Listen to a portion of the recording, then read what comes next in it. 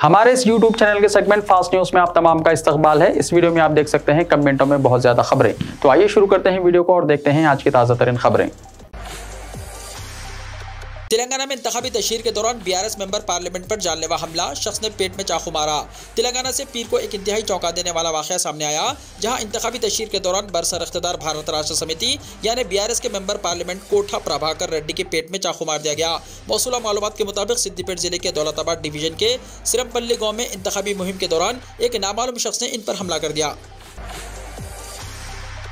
Sheikh Abdullah Sohail BRS party में शामिल हो गए। तेलंगाना कांग्रेस के मुस्तफी लीडर शेख अब्दुल्ला सोहेल आज बीआरएस पार्टी में शामिल हो गए। निकलस रोड जल विहार में अखिलियतों के एक इजलास में बीआरएस पार्टी के वर्किंग सदर और वजीर तारक रामाराव ने शेख अब्दुल्ला सोहेल को पार्टी खंडवा पहनाकर बीआरएस पार्टी में शामिल कर लिया। इस मौके पर तारक रामाराव ने कहा कि कांग्रेस पार्टी ने हमेशा अखिलियतों को वोट बैंक की तरह इस्तेमाल किया है। कभी भी कांग्रेस पार्टी ने अखिलियतों की तरक्की और फलाह और बहबूद के लिए काम नहीं किया। उन्होंने कहा कि चंद्रशेखर राव हुकूमत गुज़िश्ता 9.5 साल से अखिलियतों की तालीमी, मुआशी और समाजी तरक्की के लिए काम कर रही है। आज तेलंगाना रियासत अखिलियतों की फलाह और बहबूद में मुल्क के लिए मॉडल साबित हो रही है। वजीर तारक रामाराव ने कहा कि मुल्क की 28 रियासतों में कहीं भी अखिलियतों का बजट तेलंगाना हुकूमत की जानिब से मुख्तस करदा बजट से ज्यादा नहीं है। जारिया साल तेलंगाना के अखिलियतों के लिए बजट में 2200 करोड़ रुपए मुख्तस किए गए हैं। शहर के मुख्तलिफ इलाकों में पुलिस का फ्लैग मार्च। शहर के मुख्तलिफ इलाकों में इतवार को पुलिस का फ्लैग मार्च किया गया। Shah Inayatganj police station, Falaknuma, Ballaguda, Jubilee Hills, Musheerabad police station हदूद में ये फ्लैग मार्च किया गया। डीसीपी वेस्ट जोन की निगरानी में जुबली हिल्स पुलिस स्टेशन के इलाके, यूसुफगुड़ा, कृष्णानगर और दीगर इलाकों में फ्लैग मार्च किया गया, जिसमें 50 से ज्यादा मुलाजिमीन पुलिस ने हिस्सा लिया। पुराने शहर में डीसीपी साउथ जोन की निगरानी में फलकनुमा और बल्लागुड़ा के मुख्तलिफ इलाकों में पुलिस ने मार्च किया और तलाशी मुहिम में भी हिस्सा लिया। कमिश्नर पुलिस हैदराबाद संदीप शिंडालिया ने बताया कि इंतखाबात के पेश नज़र शहरियों में सलामती और एतमाद पैदा करने के लिए पुलिस की जानिब से ये फ्लैग मार्च किए जा रहे हैं। हम आवाम को ये तासुर देना चाहते हैं कि पुलिस हमेशा उनके साथ है। कांग्रेस के हामियों का अपनी पार्टी के खिलाफ एहतजाज। तेलंगाना में 30 नवंबर को होने वाले असेंबली इलेक्शन के मद्देनजर सियासी जमातों की सरगर्मियां उरूज पर पहुंच गई हैं। इंतखाबी तशहीर के दरमियान टिकट से महरूम सियासी रहनुमाओं की जानिब से अपनी अपनी पार्टियों के खिलाफ एहतजाज का सिलसिला जारी है। हैदराबाद में वाक़ गांधी भवन के बाहर असेंबली इलेक्शन में टिकट न मिलने से नाराज कांग्रेस के हामियों के एहतजाज का सिलसिला जारी है। हैदराबाद में एहतजाज के दौरान कांग्रेस के नाराज हामियों ने पार्टी का झंडा नजर आतिश किया। जराये के मुताबिक कांग्रेस पार्टी में टिकटों की तकसीम के मसले पर कायदीन में नाराजगी और बरहमी देखी जा रही है। हैदराबाद के जुबली हिल्स असेंबली हल्के से साबिका रुकन असेंबली विष्णुवर्धन रेड्डी को टिकट न देने पर उनके हामियों ने गांधी भवन पर पथराव किया और कांग्रेस के झंडे जला डाले। इसके अलावा रेवंत रेड्डी की तस्वीर को फाड़ दिया। जुमे की रात कांग्रेस पार्टी ने उम्मीदवारों की दूसरी फहरिस्त जारी की थी, जिसमें कई सीनियर कायदीन ने टिकट न मिलने पर नाराजगी जाहिर की। कांग्रेस ने दूसरी फहरिस्त में जुबली हिल्स हल्के से मोहम्मद अजहरुद्दीन को उम्मीदवार बनाया है। वाज़ेह है कि साबिका रुकन असेंबली आनजहानी पी जनार्दन रेड्डी 25 साल से हल्के की नुमाइंदगी कर रहे थे। पी जनार्दन रेड्डी के गुजर जाने के बाद उनके बेटे ने 10 साल तक इस हल्के की नुमाइंदगी की थी। विष्णुवर्धन रेड्डी को बीआरएस के मौजूदा एमएलए मागुंडी गोपीनाथ ने शिकस्त दी थी। कांग्रेस की बस यात्रा आर्जी तौर पर मुलतवी, कौमी कायदीन की शिरकत के प्रोग्राम में तब्दीली। तेलंगाना में कांग्रेस बस यात्रा को आर्जी तौर पर मुलतवी कर दिया गया। प्रदेश कांग्रेस कमेटी के नायब सदर CH किरण कुमार रेड्डी ने बताया कि बस यात्रा जो आज 30 अक्टूबर को भोंगिर पार्लिमानी हल्के में मुकर्रर थी, नागुज़िर वजूहात की वजह से मुलतवी कर दी गई। जंगाऊ, आलेर और भोंगिर हल्कों में यात्रा का शेड्यूल तय था, बाद में नई तारीख का ऐलान किया जाएगा। उन्होंने बताया कि यात्रा के शेड्यूल का कौमी कायदीन के प्रोग्राम के मुताबिक ऐलान होगा। बताया गया है कि टिकट से महरूम कायदीन की नाराजगियों और बाज़ कायदीन के इस्तीफे के पेश नज़र यह फैसला किया गया। पार्टी ने नाराज कायदीन के खिलाफ तादेबी कार्रवाई की तैयारी कर ली है। बस यात्रा में राहुल और प्रियंका गांधी की शिरकत से मुताल्लिक तारीखों को तय करना अभी बाकी है। डीएससी में सख्त मुकाबले का इम्कान, हर जायदाद के लिए 35 उम्मीदवार दौड़ में।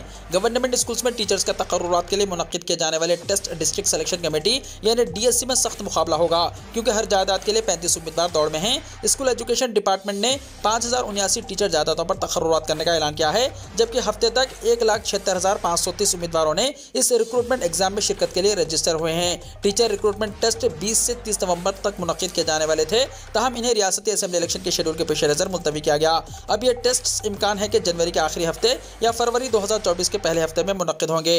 कंप्यूटर पर मुबन्नी ये रिक्रूटमेंट टेस्ट अजला, हैदराबाद, रंगारेड्डी, महबूबनगर, मेदक, निजामाबाद, आदिलाबाद, करीमनगर, वरंगल, खम्मम, नलगुंडा और संगारेड्डी में मुनक्किद होंगे। शहर के चंद इलाकों में 1 नवंबर को पानी की सरबराही बंद रहेगी। महकमा आबकारी आसानी की जानिब से जारी करदा ऐलान के मुताबिक ग्रेटर हैदराबाद को पीने का पानी सरबराह करने वाली मंजीरा वाटर सप्लाई स्कीम मरहला 2 में पटन चेरू से हैदरनगर तक 1500 mm कतर पैंपिंग में लाइन में बड़ा लीकेज पैदा हुआ है। इस लीकेज की मरम्मत की जा रही है। इसकी वजह से 1 नवंबर को सुबह 6 बजे से 2 नवंबर की सुबह 6 बजे तक यानी 24 घंटे के लिए मुख्तलिफ इलाकों में पानी की सरबराही बंद रहेगी। इन इलाकों में Erragadda, SR Nagar, Ameerpet, KPHB colony, Kukatpally, Bhagyanagar colony, Basanth Nagar, RC Puram, Ashok Nagar, Jyothi Nagar, Lingampally, Chandanagar, Gangaram, Deepthi Srinagar, Madinaguda, Miyapur, Beeramguda, Ameenpur, Bollaram शामिल है। तेलंगाना के इन असेंबली हल्कों में पोलिंग 1 घंटा पहले खत्म हो जाएगी। तेलंगाना असेंबली इलेक्शन के पेश नज़र मरकजी इलेक्शन कमीशन ने ऐलान किया है कि हुस्सास इलाकों में पोलिंग 1 घंटा पहले खत्म हो जाएगी। इलेक्शन कमीशन ने इस सिलसिले में एक नोटिफिकेशन जारी कर दिया है। सुबह 7 बजे से शाम 4 बजे तक सिरपुर, चिन्नूर, बेलमपल्ली, मंचरियाल, आसिफाबाद, मंथनी, भोपालपल्ली, मुलुगु, पेनापाका, एलुंदु, कोत्तागुड़म, ईश्वररावपेट और भद्राचलम में पोलिंग होगी। बाकी 106 हल्कों में सुबह 7 बजे से शाम 5 बजे तक पोलिंग होगी। अकबर अवैसी के बेटे नूरुद्दीन अवैसी चारमीनार से मुतवक्को मजलिसी उम्मीदवार। हल्का असेंबली चारमीनार से कायदे ऐवान मुक़न्नना जनाब अकबरुद्दीन अवैसी के बेटे नूरुद्दीन अवैसी मजलिस के उम्मीदवार होंगे।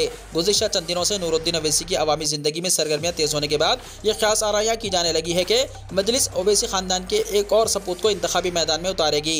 नूरुद्दीन अवैसी की अवाम से मुलाकातें और उनके प्रोग्राम्स की तफसीली खबरों की इशाअत के अलावा उनकी तकारीर को सोशल मीडिया के जरिए फ़रोग़ देने के अमल को देखते हुए ये कहा जा रहा है कि इन्हें मजलिस हल्का असेंबली चारमीनार से उम्मीदवार बना सकती है। हालांकि कायदे ऐवान मुक़न्नना अकबरुद्दीन अवैसी चंद महीने पहले बारकस में एक प्रोग्राम के दौरान ये वाज़ेह कर चुके हैं कि वो अपने बेटे को अभी सियासी मैदान में लाने के हक़ में नहीं हैं और ना ही वो चाहते हैं कि उनके बेटे को रुकन असेंबली बनाया जाए। इलावाज़ी अकबर अवैसी अपने अहबाब के हल्के में भी ये बात कह रहे हैं कि वो अपने बेटे को इस मरतबा इंतखाबी मैदान में उतारने के हक़ में नहीं हैं। लेकिन अब जो हालात पैदा हो रहे हैं इनको देखते हुए मजलिस क़यादत की जानिब से अवैसी ख़ानदान के एक फ़र्द को हल्का असेंबली चारमीनार से मैदान में उतार कर न सिर्फ चारमीनार बल्कि याक़ूतपुरा पर भी फ़ायदा हासिल करने का मनसूबा है।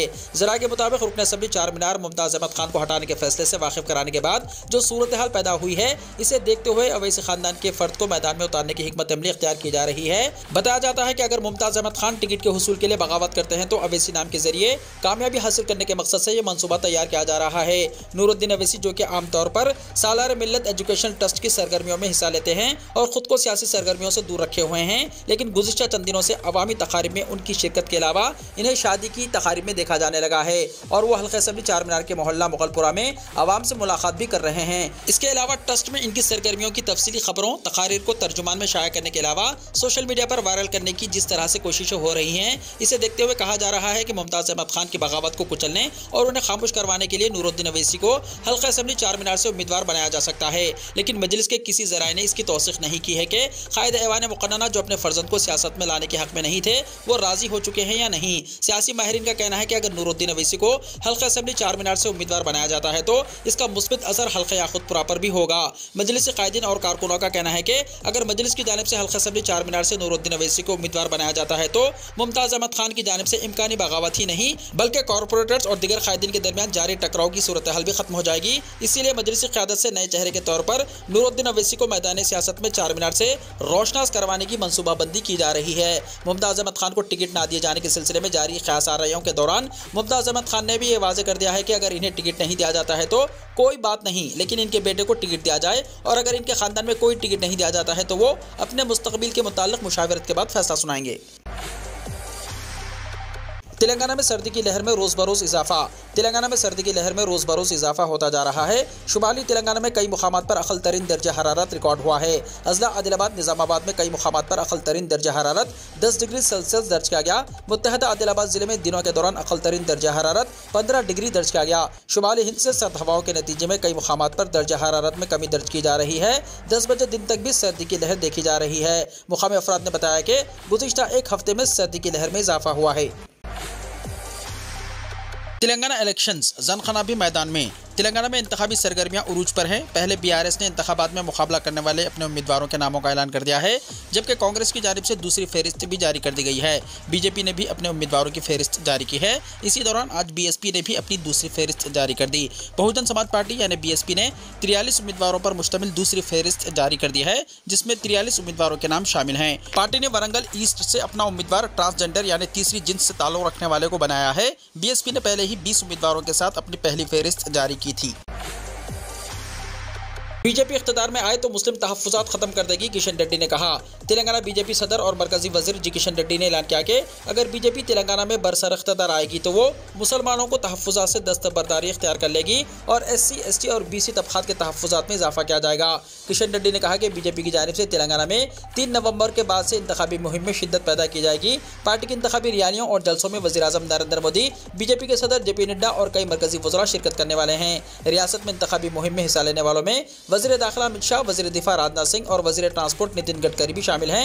यहाँ पार्टी ऑफिस में खिताब करते हुए किशन रेड्डी ने कहा कि बीजेपी ने रियासत में पार्टी को इख्तियार मिलने पर BC तबक़ात के किसी नुमाइंदे को चीफ मिनिस्टर बनाने का ऐलान किया है और ये तारीखी फैसला है। फुट स्ट्रीट्स रात 11 बजे बंद कर देने पुलिस की हिदायत। इंफॉर्मेशन टेक्नोलॉजी के मरकज माधापुर गच्चीबौली में बरसरकार मुलाजमीन और शहर में रात देर गए तक घूमने और अशिया खुर्दनोश से इस्तेफादा करने वालों के मरकज वाले इलाके DLF फुट स्ट्रीट्स इलेक्शन तक रात 11 बजे बंद कर दिए जाएंगे। मुकामी पुलिस से जारी अहकाम के मुताबिक इस इलाके में ताजरीन को कह दिया गया है कि वो तिजारती इदारों को रात 11 बजे बंद करने को यकीनी बनाएं। उमूमन DLF फुट स्ट्रीट के अलावा गच्चीबौली में रात देर गए तक अशिया खुर्दनोश की फरोख्त का सिलसिला जारी रहता है, लेकिन अब शहर के हालात और इलेक्शन के पेश नज़र पुलिस ने फैसला किया है कि रात देर गए इस इलाके को दीगर तिजारती मराकिज के साथ 11 बजे बंद कर दिया जाए। इस इलाके में खाने पीने की चीज़ों के बेचने वालों का कहना है कि इन अहकाम से उनकी तिजारत मुतासर होने का खदशा है, क्योंकि इस इलाके की खुसूसियत यह है कि कारोबार का आगाज़ रात देर गए होता है और सुबह और दोपहर में मामूल के मुताबिक भी कारोबार नहीं होते। इलाके के होटल और स्ट्रीट फूड का कारोबार करने वालों का कहना है कि इनके बेशतर ग्राहक मल्टीनेशनल कंपनियों के मुलाजिमीन हैं, जो कि रात देर गए यहाँ आते हैं और जिन मुलाजिमीन की शिफ्ट खत्म होती है वो वापसी में इन मराकिज का रुख करते हैं। लेकिन अगर इन्हें 11 बजे बंद कर दिया जाता है तो 1 बजे और 2 बजे जिन मुलाजमीन की शिफ्ट खत्म होती है इनके लिए इलाके में कोई खुर्दनोश का मरकज नहीं होगा। इससे मुलाजमीन को भी मसाइल का सामना करना पड़ेगा। बताया जाता है कि पुलिस से यह अहकाम जारी कर दिए गए हैं कि अमन व अमान की बरकरारी और इलेक्शन के पेश नज़र दुकानात को 11 बजे बंद कर दिया जाए और ऐसा न करने पर कानून के मुताबिक कार्रवाई की जाएगी। दोनों शहरों में इस तरह के फुट स्ट्रीट्स को रात देर तक खुला रखने के सिलसिले में हुकूमत की मनसूबाबंदी के बावजूद अगर इस तरह के इक़दाम किए जाते हैं तो न सिर्फ तिजारती बरादरी बल्कि सारिफिन को भी मुश्किल का सामना करना पड़ सकता है। ओहदेदारों के मुताबिक रात देर गए बाजार खुले रखने से बाज़ जमातों के कारकुन और उम्मीदवार के भी इन इलाकों में जमा होने के इम्कानात को देखते हुए ये अहकाम जारी किए गए हैं ताकि 10 बजे रात को इंतखाबी मुहिम के इख्तिताम के कानून पर मुअस्सर अमल को यकीनी बनाया जा सके। भारत का UPI डिजिटल अदायगी के निज़ाम में आलमी रहनुमा। अगर कोई ऐसी भारतीय इख्तिरा है जिसने हालिया बरसों में आलमी सुर्खियों में जगह बनाई है तो वो बिलाशुबा UPI यानी यूनिफाइड पेमेंट्स इंटरफेस अदायगी का निज़ाम है। आज भारत में की जाने वाली तमाम अदायगियों में से 40% से ज़्यादा डिजिटल हैं, जिनमें UPI का बड़ा हिस्सा है, जिसका इस्तेमाल 30 करोड़ से ज़्यादा अफराद और 5 करोड़ से ज़्यादा ताजिर करते हैं। UPI का इस्तेमाल स्ट्रीट वेंडरों से लेकर बड़े शॉपिंग मॉलों तक हर सतह पर किया जाता है। साल 2022 के एदाद-ओ-शुमार के मुताबिक आज दुनिया के तमाम ममालिक में भारत सबसे ज़्यादा डिजिटल लेन देन करने वाला मुल्क है, जिसकी हिस्सेदारी तकरीबन 46% है। भारत के बाद ब्राज़ील, चीन, थाईलैंड और जनूबी कोरिया का नंबर आता है। छत्तीसगढ़ में प्रियंका गांधी ने किए 8 बड़े ऐलानात। सिलेंडर पर 500 रुपये सब्सिडी और 200 यूनिट बिजली मुफ्त। छत्तीसगढ़ में असेंबली इलेक्शन के दिन जैसे जैसे करीब आ रहे हैं, सियासी पार्टियों की सरगर्मियां भी बढ़ती जा रही हैं। इस दरमियान कांग्रेस जनरल सेक्रेटरी प्रियंका गांधी ने रियासत के खेरागढ़ में जलसे-आम से खिताब किया। इस जलसे में आवाम से प्रियंका गांधी ने 8 बड़े इंतखाबी वायदे किए। उन्होंने कहा कि अगर छत्तीसगढ़ में कांग्रेस की हुकूमत दोबारा तश्कील पाती है तो LPG सिलेंडर पर 500 रुपये की सब्सिडी दी जाएगी। साथ ही कांग्रेस जनरल सेक्रेटरी ने रियासत में 200 यूनिट तक बिजली मुफ्त देने का वायदा भी किया। आइए जानते हैं छत्तीसगढ़ की आवाम से प्रियंका गांधी ने कौन से 8 वादे किए। 1. सिलेंडर रिफिल करने पर 500 रुपये की सब्सिडी घर के खातून के बैंक अकाउंट में दी जाएगी। नंबर 2. 200 यूनिट तक बिजली मुफ्त, ज्यादा बिजली खर्च करने पर 200 यूनिट माहाना तक मुफ्त बिजली। नंबर 3. खवातीन के NGO ग्रुप्स और अहल मंसूबों के लिए खर्च मुआफ। नंबर 4. आइंदा सालों में 700 नए दही सनती पार्क्स का क़याम। नंबर 5. रियासत के सभी सरकारी स्कूल को स्वामी आत्मानंद इंग्लिश और हिंदी मीडियम स्कूलों में अपग्रेड करेंगे।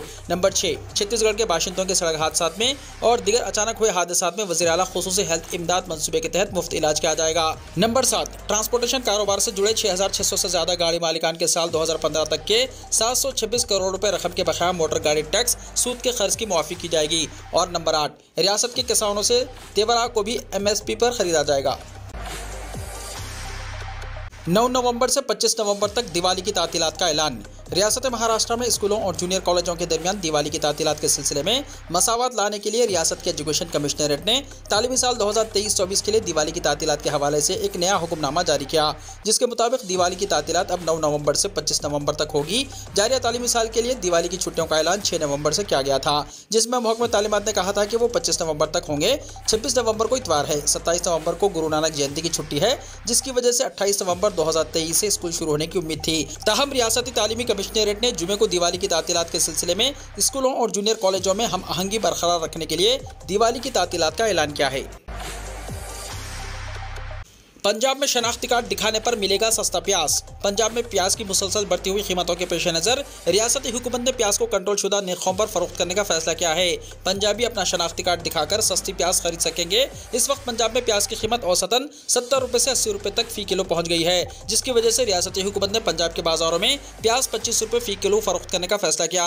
इसकी शुरुआत पीर को जालंधर की मकसूद मंडी से हुई थी। यह राहत मरकजी हुकूमत नेशनल कोऑपरेटिव कंज्यूमर फेडरेशन की जानिब से लोगों को दे रही है। मकसूद मंडी में अफसर दीपक ने कहा कि एक आधार कार्ड पर 25 रुपये फी किलो के हिसाब से फी शख्स ज्यादा से ज्यादा 4 किलो प्याज दिया जाएगा। प्याज सुबह 9 बजे से बाजार में रियायती निर्खों पर खरीदी जा सकती है। जयशंकर ने कतर में सजाए मौत पाने वाले 8 हिंदुस्तानियों के खानदान से मुलाकात की। वज़ीर ख़ारजा एस जयशंकर ने पीर के रोज़ कतर में सजाए मौत पाने वाले 8 हिंदुस्तानियों के खानदान से मुलाकात की और उन्हें यकीन दिलाया कि हुकूमत उनकी रिहाई के लिए हर मुमकिन कोशिश जारी रखेगी। डॉक्टर जयशंकर ने कहा कि हुकूमत इस मामले को तरजीह दे रही है और उनके खानदानों की परेशानियों और दर्द में शरीक है। उन्होंने कहा कि हुकूमत इनकी रिहाई को यकीनी बनाने के लिए तमाम कोशिशें जारी रखेगी। उन्होंने मज़ीद कहा कि मैं इस सिलसिले में मुतासरीन के खानदान के साथ करीबी राब्ता कायम करूँगा। काबिल ज़िक्र है कि कतर की अदालत ने गुज़िश्ता हफ्ते हिंदुस्तानी बहरिया के 8 साबिक़ा अहलकारों को मौत की सज़ा सुनाई है, जो एक निजी company Dahra global technologies and consultancy services के लिए काम कर रहे थे। ये कंपनी कतर के मुस्लह अफवाज को तरबियत और मुतल्लिक़ा खिदमात फराहम करती थी। हिंदुस्तानी शहरियों को कतर की इंटेलिजेंस एजेंसी ने अगस्त 2022 में इसराइल के लिए जासूसी के इल्ज़ाम में गिरफ्तार किया था, लेकिन इनके खिलाफ इल्ज़ामात का सरकारी तौर पर इंकिशाफ नहीं किया गया है। फलस्तीन में एक दिन का बच्चा शहीद, बर्थ सर्टिफिकेट से पहले डेथ सर्टिफिकेट जारी। इसराइल की जानिब से गजा पर वहशियाना बमबारी का सिलसिला जारी है। इतवार के दिन की गई बमबारी में एक दिन का बच्चा भी शहीद हो गया। फलस्तीनी सहाफ़ियों ने सोशल मीडिया पर नौमौलूद अदी अबू मोहसिन की कफन में लिपटी हुई तस्वीर जारी की, जिसने तमाम को अश्कबार कर दिया। अरब मीडिया के मुताबिक फलस्तीनी वज़ारत सेहत और सहाफ़ी ने बताया कि यह बच्चा एक दिन पहले पैदा हुआ था और इसका बर्थ सर्टिफिकेट जारी किए जाने से पहले इसका डेथ सर्टिफिकेट जारी कर दिया गया। इस दौरान सोशल मीडिया पर फलस्तीन में शीरख्वार बच्चों की मैयतों की तस्वीर वायरल हो रही है। लोग अपने बच्चों की मैयतों को हाथों में उठाए नजर आ रहे हैं। वाज़ेह है कि इसराइल की बमबारी के नतीजे में हज़ारों फलस्तीनी शहीद हो गए, जिनमें ख़वातीन, कमसिन बच्चे और छोटे बच्चे भी शामिल हैं। फलस्तीनी वज़ारत सेहत के मुताबिक 7 अक्टूबर से जारी बमबारी में 8000 से ज़ायद फलस्तीनी शहीद हो गए, जबकि 22000 जख्मी हैं। शहीद होने वालों में बच्चे और ख़वातीन शामिल हैं। वीडियो को लाइक शेयर कीजिए और हमारे इस YouTube चैनल को सब्सक्राइब करते हुए इसके बेल आइकॉन को भी प्रेस कर लीजिए, ताकि ऐसी ही ताज़ा तरीन खबरों का नोटिफिकेशन सबसे पहले आपको मिलता रहे।